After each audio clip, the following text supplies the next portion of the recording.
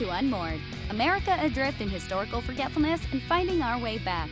In this show, we dig into the societal upheavals in recent U.S. history that have left so many feeling lost, angry, or hopeless, and explore how our nation became so unmoored.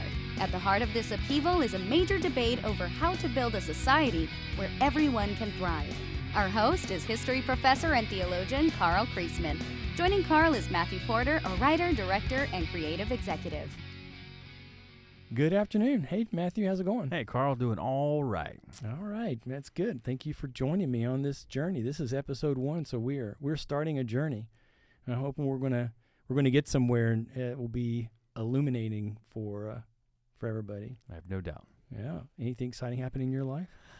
You know what? I have accidentally stumbled into getting addicted to chess. Chess. Weird. It's not weird. It's I think I'm secretly uncovering inborn desire to be a nerd. I'm just going with it. So I am playing constantly, and I don't know why. Are you playing constantly, like with a computer? Or with playing with the friends, computer. It's kicking my rear end. Yes, it does. Do you want an expert to kick your rear end, or do you want the beginner to kick your rear end? It's just a matter of time. Yeah. It's going to happen. So. I know that I've lost any ability to play because I pretty much, whenever I do play, which is very rare now on the computer, I am asking it for help. Yes. Like, what help should I have here? And then it makes a move. I'm like, that's not a good move. Why is that a good move? But see, chess is crucial because it helps the mind. It helps expand the brain. It does, hopefully. Yeah. Hopefully. Well, chess has a long history, and that's maybe a good segue, unplanned, to say what we're going to be talking about here, because the focus is trying to look at our history and see if there is something that can guide us. It's the focus, the flow of what we're looking at here is me addressing a problem, and the problem is it's my contention. And I think it's obvious. We're going to walk through that, but I think casual observation would suggest that U.S. society and culture is in peril. As a nation, to me, it seems like we're adrift at sea, kind of using that metaphor, hence unmoored as the title. We're unmoored from the safety and the protection of a good harbor, of a dock set upon a stable foundation. I think this has been happening because over the past 4 or 5 decades, perhaps longer, knowledge, understanding, and appreciation of our corporate history, both the nation's history and the history's foundation, has fallen so that there is no longer a correct comprehension or a maybe accurate, deep understanding, a chest-level understanding of the events of our founding, especially as it relates to its roots and where Christianity plays a role in those roots. The podcast is my attempt to help us, both you and I and the listeners and the nation perhaps, focus on the missing historical truths that point to what I think are necessary stances, positions, or foundational elements of what constitutes a healthy civic society, as well as a healthy individual life. Kind of what is a flourishing society with flourishing individuals. And what I'm hoping I can be is like a guide. Often when I'm speaking and teaching about history, because I do that often, people are like, well, I never knew that. Or I wish somebody had told me that. Or I wish I had remembered that from grammar school. So we're going to look at evidence through the entire podcast that is the actual evidence that I think when we reflect on it, it tells us, oh, so that's what they were thinking. That was what was going on, as opposed to just an opinion of that. And it's a true story. That's the whole point, is that we're looking for the evidence, and it's a true story that I believe many people have either not seen at all, or they've forgotten, or they've just never investigated it deeply. They have a surface level knowledge. Sort of like people have a surface level knowledge of playing chess. They may know the pieces, but that's pretty much all they know at that point. So that's kind of what we're setting out to do. And hopefully we'll be your guides to get you there. And I just want to point out at this stage of what you've said, there's going to be points down the line in future episodes where you are going to probably posit some opinions and, okay, I think this is the way forward. But for right now, what you've just laid out, I feel like is an unassailable premise that we have kind of forgotten our history, we have forgotten our identity and who we are, and if that's happened, then maybe that's not going to lead to the best outcomes. I think that's 100% of people listening go, okay, I'm with you so far on that. Yeah, that's well said. That's exactly, where I'm hoping that we go. It's sort of, I've used the story before, if you were fortunate to maybe be running a company that was started by your great-grandfather, or just started by somebody. You are now the CEO of a very famous company that's been successful for centuries or decades at least. It would seemingly be wise of you to know at least what the founder was attempting to do. It doesn't mean, because obviously life can change and society can change, technology, all that kind of stuff that might impact your business. And so then you might say, well, but things are different in 2024. It's fair enough. But if you're going to make something, particularly a significant change, a systemic change, you would seemingly want to at least be able to tell the board, tell your investors if it's a corporately owned, a publicly owned business. I know my founder wanted to do this. We're going to go here, as opposed to seemingly having no understanding. And I think when I listen to the discourse in our society, and I am thinking politically, but also just on social media about how life should live. I mean, in essence, what I'm suggesting for my own self, as well as for my family and my friends, is it seems as if life is not flourishing or not living well, and I would wish it to. And one could say, well, it's never been well, and that'd be one way to approach it. But I think, and we're going to talk about this a little bit later, when you look at and give a fair read to like our national story, it's generally a positive story, not without its flaws, but still a positive story. Hence, millions of people for 200, almost 50 years have moved here. They didn't have to. They chose to. There are some who were forced to, obviously, but some of those people and their descendants chose to stay, which would suggest that even though they were brought here under duress and under horrible conditions, found something positive. So if there's been something positive in our history, but we seem to have lost it now, can we find it?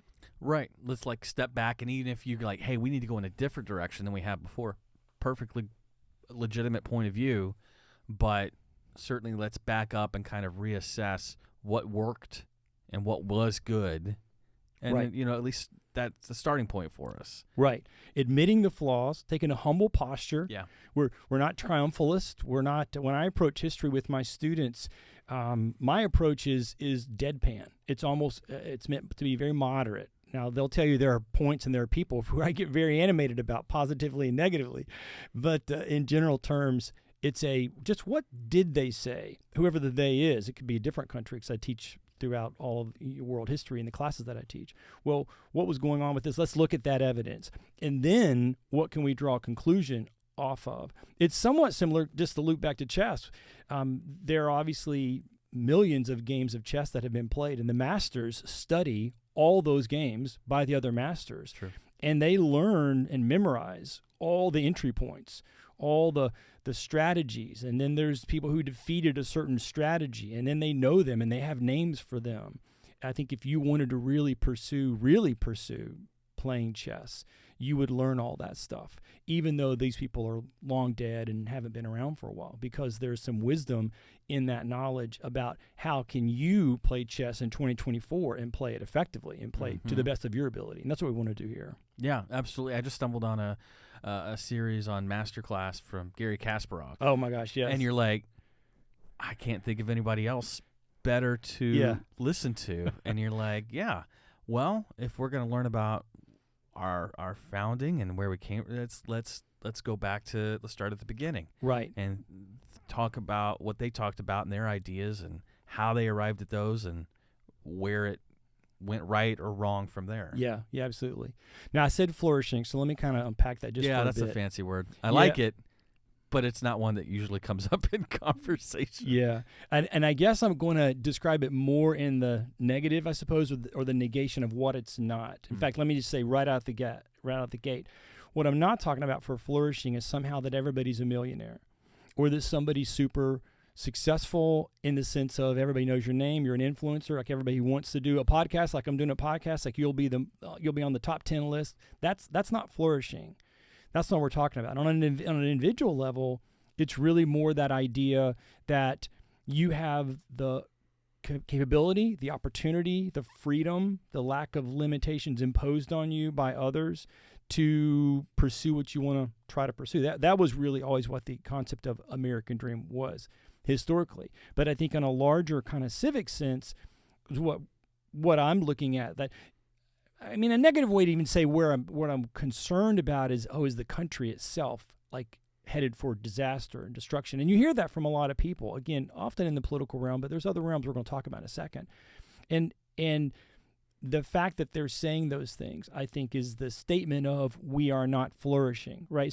So when you just casually glance through our society, to me, when I casually glance through society, you see a whole host of issues. We have a communication breakdown that's been brought on by kind of the advent of technology since the mid-'90s with email. We have a violence problem. We have a drug addiction problem. We have economic problems. We have environmental problems. People might point more specifically to things like our nation's infrastructure is crumbling, or someone might say that we're having a problem with immigration at our borders, whether they see the problem as not enough protection or whether they see the problem as not enough care and love given to people trying to escape a negative situation. And so it's that idea of looking and saying, where we are today, do I feel like there's a positive future? Do I feel like there's a negative future? Or as a parent, and we're both parents of children, mine's slightly older than yours, as a parent, do you feel like there's a positive future for your children? Or do you feel like there's a negative future? And, some of the recent stats just on that point are that more people have a negative view of the future for their children. And I hear this from my students all the time. It's really sad. One of the things that I guess I try to do in my class is to try to say, it's not as bad as you think, and there's a way forward. We've been in crisis moments before. We need to, there's reasons for hope. And there's obviously more I could say and do say to my students. Obviously, we've spent 15 or 16 weeks kind of building relationships where they trust me. But the idea that they would, so here's these 17 to 23-year-olds who are sitting in my room, and they're like, in essence, saying, or sometimes directly saying, I don't see the point, or I feel like it's like maybe I shouldn't even try to pass this class or college at all because there's no future. Or do you feel like there's a future? They come to me saying, can you give me some hope? And the fact that they're saying it is a kind of reflection to me of that's not flourishing. So flourishing would be, again, not everybody becoming rich, not everybody who tries to start a business. You and I have tried to start things in our personal life, both business-wise and then trying to do creative things, and they've not, quote-unquote, been successful. But I would not say the fact that they've, at least for myself, that the things I've tried have not been successful. We were in one thing together. We both were in a band together. We played out for about 6 or 7 years locally here in Central Florida, and we felt like we wrote decent music and we were okay at some stuff. I think I tell people we were like an average band, but we weren't massively successful. We didn't get found by someone, no record label came to our concerts, or we didn't have huge crowds building some momentum for us. But I would not say in that moment that we had experienced a lack of flourishing. In fact, I would say the opposite. The getting to play together and to create and write music, and we had 3 or 4 other people join us at different times, all that was a flourish. I look back on that time with fond memories of a successful time of my life. Yeah, there was no outside forces that we had to overcome. Yeah, and that's one of the best things I like about our society and our country. It's like, you want to do it, find a way. Yeah, and again, that is the American dream. Sadly, and this is connecting into what I think is probably the larger issues, which maybe we'll get to now, but maybe we'll not. I use the word warped in my class. I'll say the American dream concept has been warped. And it's warped through the 20th century. It starts pre-World War II, but extends definitely post-World War II, where the idea of the American dream was equated to economic success. I mean, almost period. Yeah, and specific achievements or milestones. Right. You have made. I've come here for the American dream. What did that person mean? They've come here to have money. They're going to start something and be successful. And you see this a lot of times because you will see people, sometimes immigrants, sometimes other people, and they've created a business, and the business became very successful, and you'll either read in a paper or watch a news report. What would they say? Oh, the American dream. That's not the American dream historically, because the American dream historically, you have to remember the context of what was going on for people coming here in the 16 and 17 and even into the 1800s, is that's at the end of the kind of realm of the peasant structure of feudalism in Europe. But even though that had ended for many places and was in the process of ending, the legacy of feudalism still existed, to where most people had very little opportunities to pursue anything outside of prescribed realms and settings. And across the ocean, there was this place where you could pretty much do anything. You could try. Now, you may not succeed. And there were many people who didn't. There are many who went on the gold rush who didn't succeed. Many who started business they didn't succeed. But you had the opportunity to.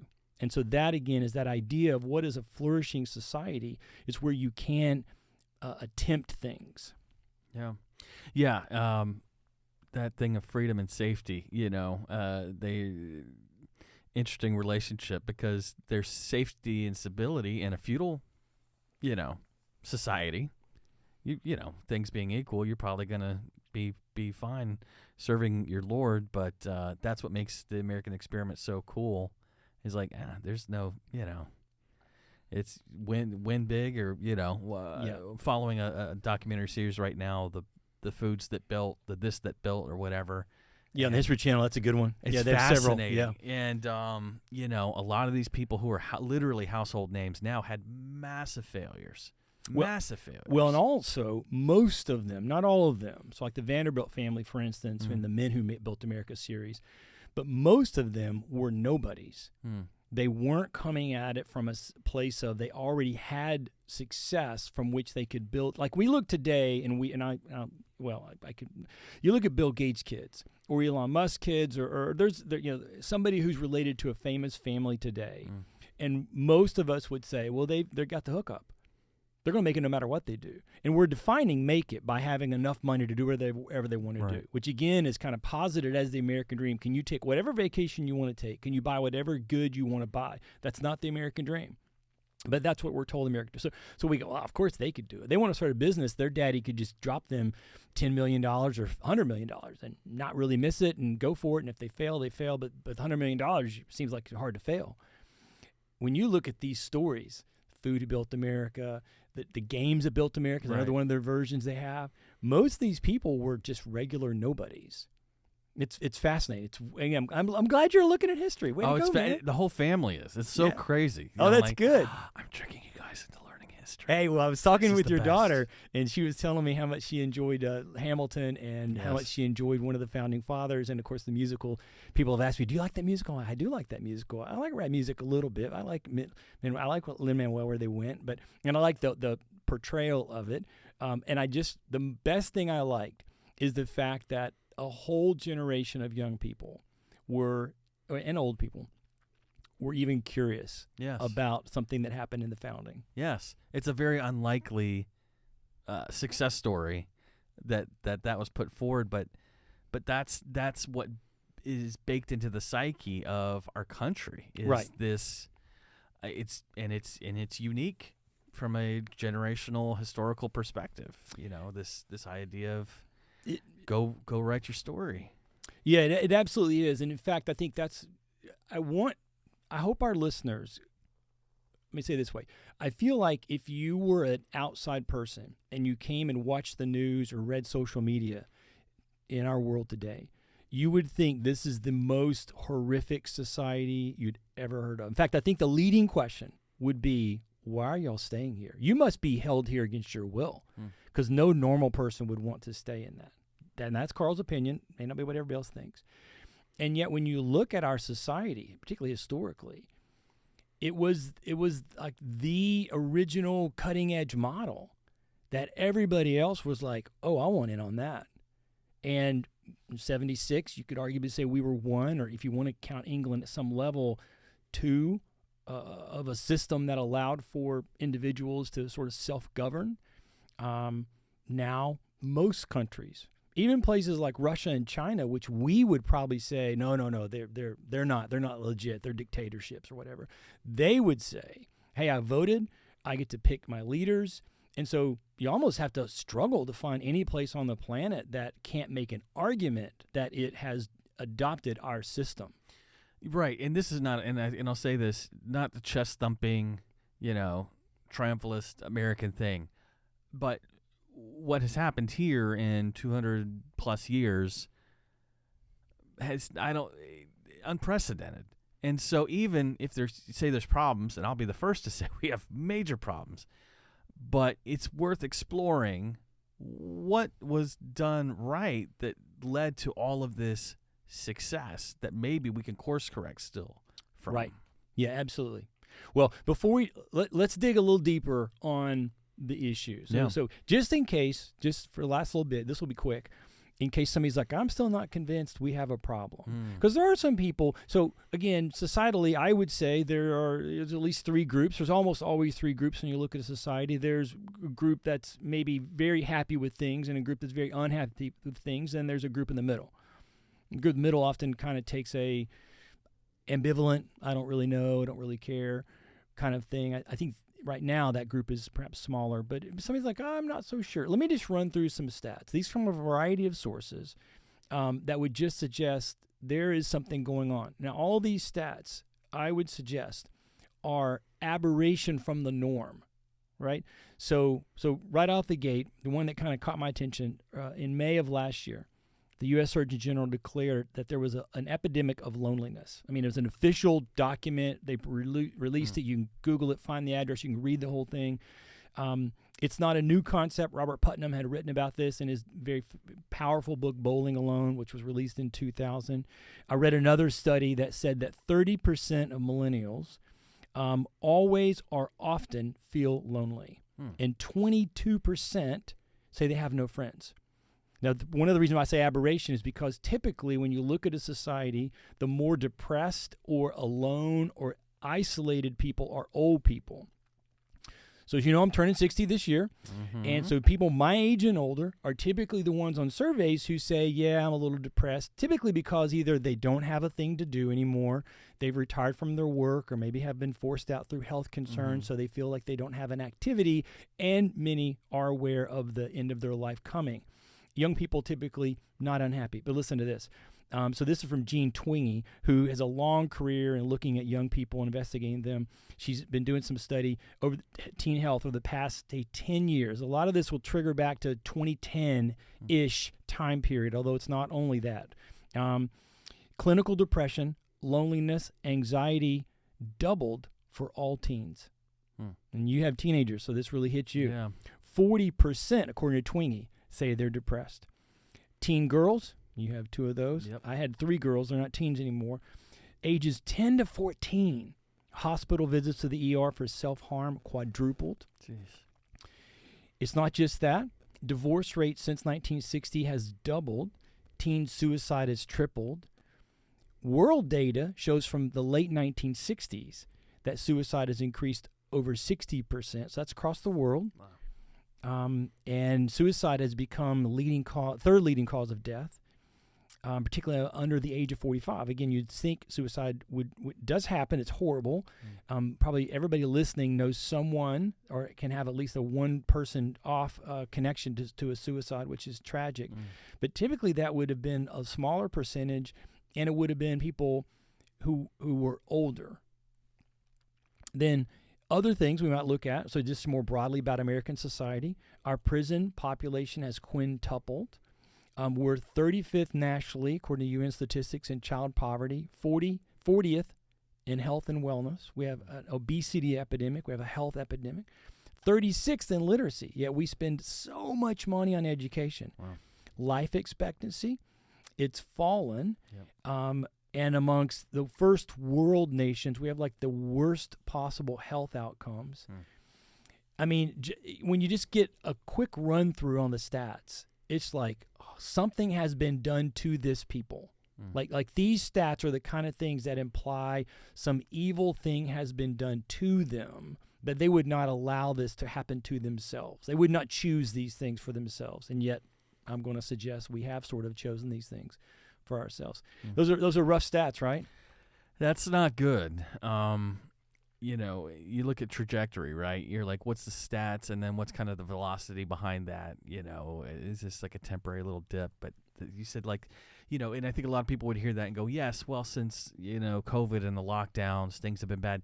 Yeah, true, that certainly didn't help, compounded it, but Yeah, we're talking 2010 and maybe earlier is where these things started trending in Right. this way. In 2010, people would say, "Oh, so it's all the social media or it's the phone," right? And there's been tons of evidence and data on this. So yes, that has accelerated and exacerbated some of the issues, but it was accelerating something that was already happening. You were seeing this mid-'80s and moving into the '90s. You start seeing a massive rise of the mass shooting epidemic. Yes. And we won't get lost into this as a detail, but just to make the point, I tell my students this all the time, we've always had guns.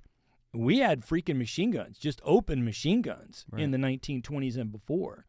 And you did not have mass shootings. Now, there's all kinds of data about this, and that's all. In fact, I've done a couple of podcasts with some other people about this, and you can dig into it, and it gets into who's counting and how are they counting. But if you just think generally mass shooting, which would mean lots of people getting wounded and or killed horrifically, and you say, when did those happen? And you say, oh, wait, they all started roughly in the mid-1980s. And the thing that you've mentioned that disturbs me most is not the statistics, but your own empirical evidence of talking to the young kids in college. He's talked about like a middle-aged person who says they're kind of skeptical or maybe even cynical or not optimistic about the future. Like, well, you've lived some life. You've got some reason to say you've seen things. When the young kids are like scared of the future and not optimistic, that has crossed the line for me of like, you're the ones who hopefully are going to have some role in fixing some of this stuff. You're already kind of jaded or at the very least trepidatious.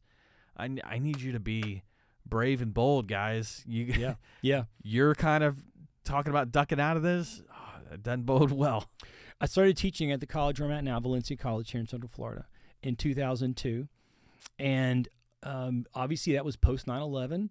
There were soon to be two major wars connected to the war on terror in Iraq and Afghanistan. At that point, we were only 5 years away from what became the economic crisis. So I've been teaching through this time in which, again, I would say some of the issues that we're talking about, or actually I would say all the issues we're talking about kind of predate all that. They predate 9/11. They predate our most recent presidents and our most recent kind of governing decisions. But you didn't have as strong of a problem with student depression, and now it's well, I wouldn't want to state it's not unique when you find out a student is either on some sort of drug for depression, or that they're in counseling. Now, again, counseling's wonderful. Go to counseling. I've been to counseling for myself personally. My wife and I have been to counseling, champion that idea of having somebody to talk to. But it seems to be, one could make the suggestion that when more or most of the young adults are in a counseling setting for depression or for a sense of their concern about their life, we're not flourishing. Yeah. So that's kind of the point there to kind of hammer in on the fact that we're struggling. Now why? Now here's the why. So this is what I think is kind of tying us in. We'll start making our way to the end here. Since World War II, in fact, I just finished reading a biography about President Eisenhower, and so he's president from 52 to 60. John Kennedy's elected in the November 60 election, takes over in 61. So pre-60s, right? So a lot of people who are conservatives would say, oh yeah, everything started going bad with the 60s perhaps. So this is Eisenhower in the 50s. He noted that there was already evidence that there were social and cultural issues connected to the growing wealth and success in the country. So issue number one is that, or maybe an ill, or the thing that has caused our boat to lose its harbor and now we're unmoored, kind of in peril, is that we've become addicted to ease and comfort. Or to say it differently, we have achieved national massive success at a level unprecedented in the sheer amount of money, but in the general sense of technology, the opportunities. If you just look at America in, say, 1930 or 1920, before the Depression hits, those Americans, if you could take them forward to the 1950s, would almost not be able to comprehend what they were seeing. the change that occurred in just that tight window from a technology. And these are technologies we like: refrigerators, air conditioning, a car, eventually air conditioning in my car. I mean, it's amazing. I'm old enough to remember not having air conditioning in a car. That was you had to add it on kind of a thing. So we've become massively successful.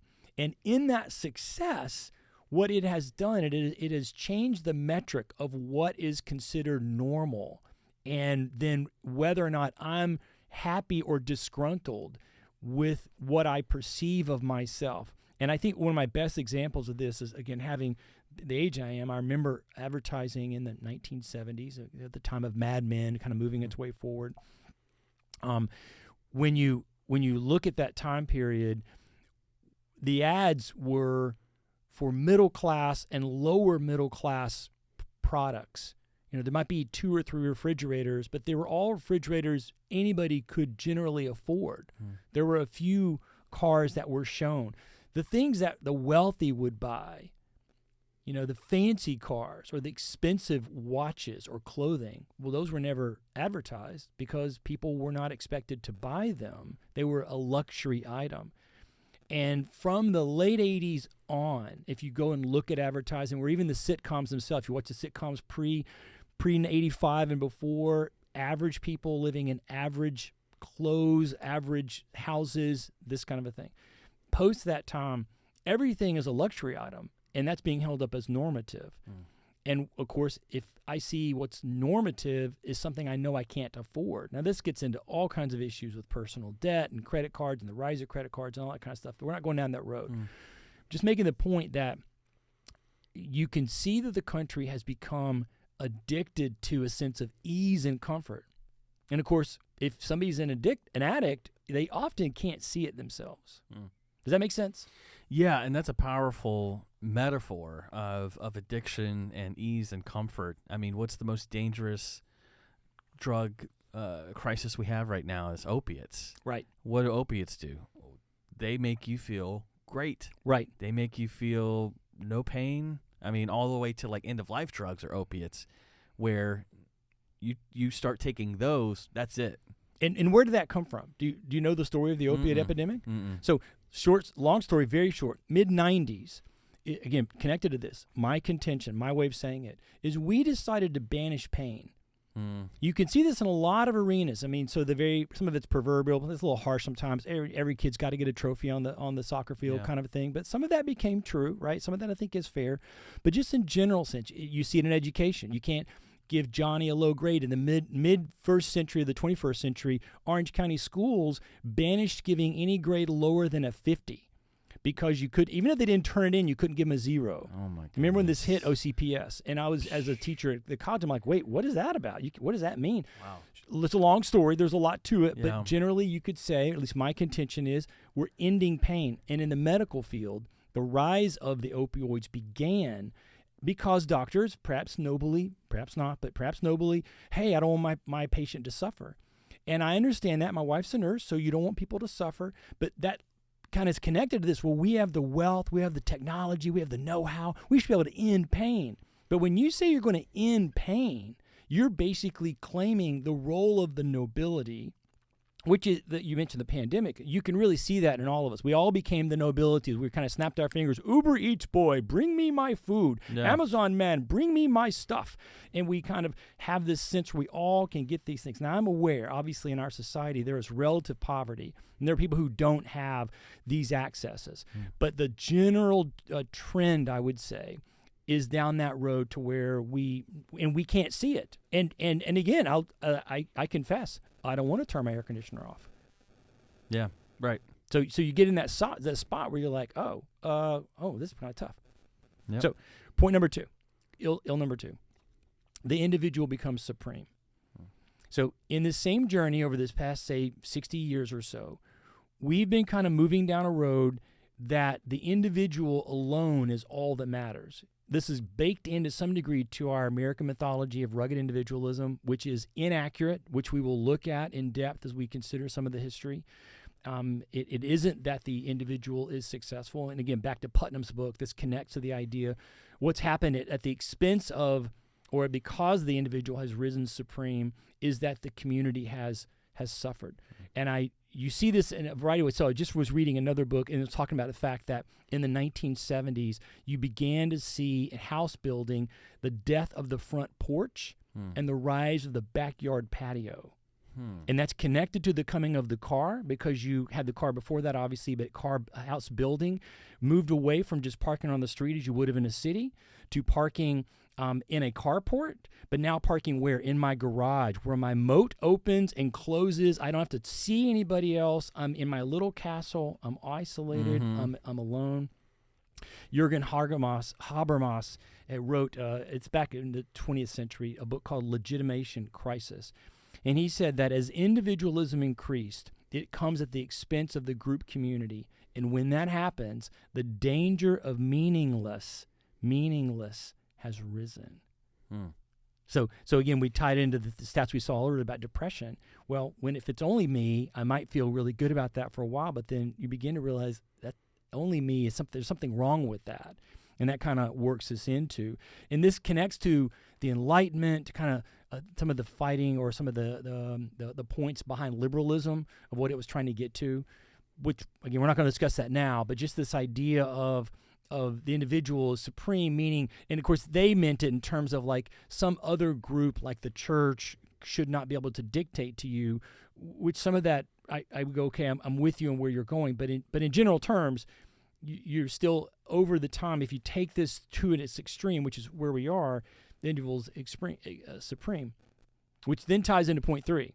And point 3 then is our embracing of postmodernism and the postmodern concept of the only truth that matters is what I deem correct for me. So if I'm all that really matters, when push comes to shove, the only truth that matters is what's right for me. And so then that then leads to the problems that we can see in our crisis structure, the situation we're in the nation, where individuals act in their own best interest, but then, as Thomas Hobbes correctly noted, that leads you to a place where conflict can emerge. When we talk about individuals as being supreme, kind of problem number 2, it's interesting that at the same time that's happened, you can observe in our society kind of a devaluing of the other individual. So again, I'm only one that matters, and so then I'm right, and there's not a truth or a right beyond what I deem to be correct. Does that make sense? Yeah, it does, and it's. I think the scary thing is they're not 3 independent problems.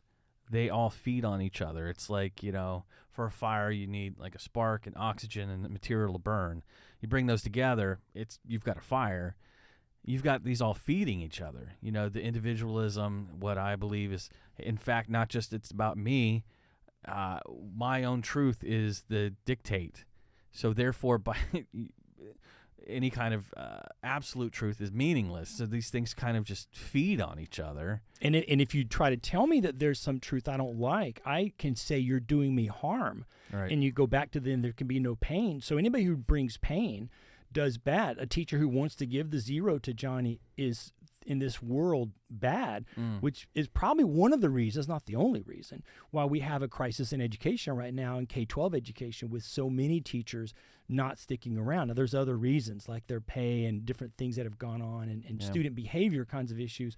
But when you realize you're going to say that I'm the bad guy if I only reflect back to you that you did a subpar effort, because you're going to say I've done you pain, because then you're able to define what is of most value. Well, if each individual is able to define what is of most value, I mean, if you want to live in that world, okay, but you cannot have a civic structure. That's really kind of where I wanted to hit on, is what we find is ultimately the only thing that sustains a civic structure is an agreed upon set of morals and virtues that are at a foundational level. Now, you can have another alternative to that in which everybody doesn't have to agree as long as you have force.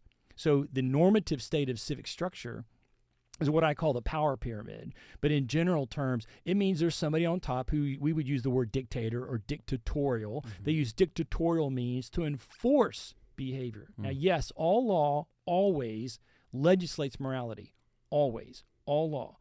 But what happens in a society that is supposed to be a government of the people is that it's the morality being enforced is one that we've all agreed to. Now, there's a whole bunch of roads we're not going to go down right now.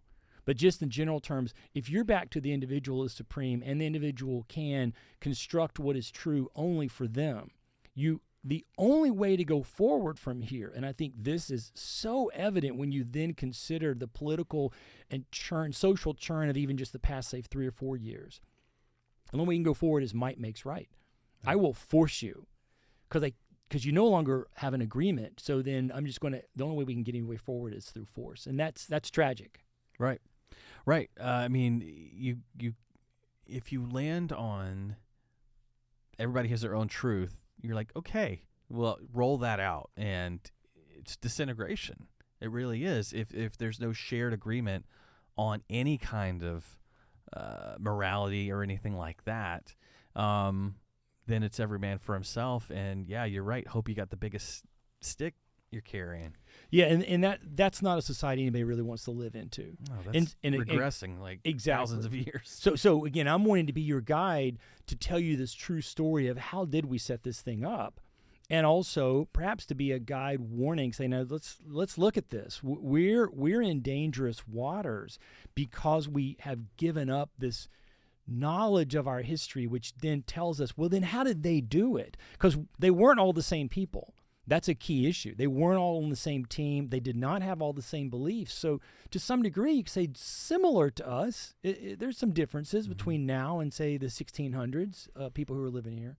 Now, are there answers to these 3 problems? Well, I think that there are, right? So ease and luxury, you need self-moderation. This is something that has historically, you go back to the Greeks. So again, I'm not talking about some kind of a Christian imposition here. You go back to the Greeks pre-Jesus Christ.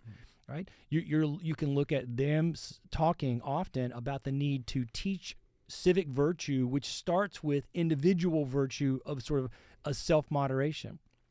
The individuals, we've already said this one, community. The answer for the individualism is to say, no, community is first. Community is important. And that's, again, part of the Greeks would teach this, right? The Romans taught this as well. They weren't the only ones. There are other people. You go back to your tribal peoples, and you can see, like, well, how did they stay together? Well, they valued the community, which in that case was often very familial, meaning everybody's sort of related to everybody else. But still, they were working in a version of a civic structure. Even, you might even say a government of the people at some level. Some of the people, would say the Iroquois, for instance, had a confederation that was similar in that regard. But still, there's a kind of tribal sense. So you look at these ancient peoples, and you say, how did they stay together? Well, they recognize the community. And then, well, there's no truth or not a truth we can agree on. The answer for that is a foundational truth for the whole of the community. So again, I'm trying to say we need to focus on these missing historical truths that point to necessary stances, positions, and foundational elements. What are those? Well, we're going to investigate those as we go along. That's kind of walking us through how can we get to a common foundation that sustains a society. Does that all make sense? Yeah, man. I'm in. Got any questions? I got so many questions. Do you? But we'll have to dive into it another time. Yeah, I think we've set the table with some very interesting stuff. Like about 10 times we've said, all right, we're going to get into that later. Like this could be the first 10-hour podcast episode. No, I know. And I didn't set the timer right on the podcast to even know how much this. So we're going to stop here. I want to say this, right? I hope you will go with me on this journey, right? Nobody listening, in my opinion, hates their neighbor. Like there's really nobody who's like that. And yet we have some deep differences. I don't think anybody really wants to see division, and I think everybody who I know who has a children of a whole variety of viewpoints wants the best for their kids. So they want a good future. So I think this is something that is of deep interest. You want to flourish. You want your family to flourish. And most people would say, yeah, I want my neighbors and my society around me to flourish. Even that guy down the street who has the wrong flag or the wrong thing in his yard, that kind of bugs me. I don't like that they do that. But honestly, nobody really wants to be the angry person who's going to shake in their fists at them. So we're going to kind of walk through that story, and hopefully it'll be an enjoyable ride as we go all the way through. I'm looking forward to it. All right, so see you next time.